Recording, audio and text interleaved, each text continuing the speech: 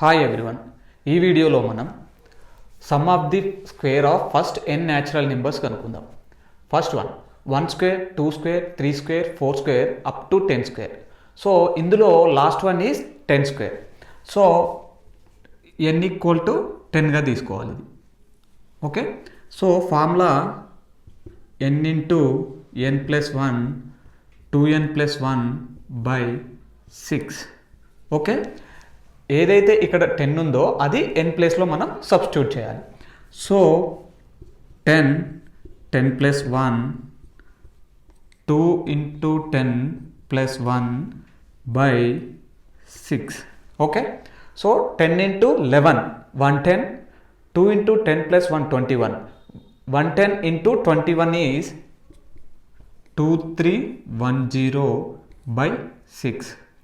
So answer is 385.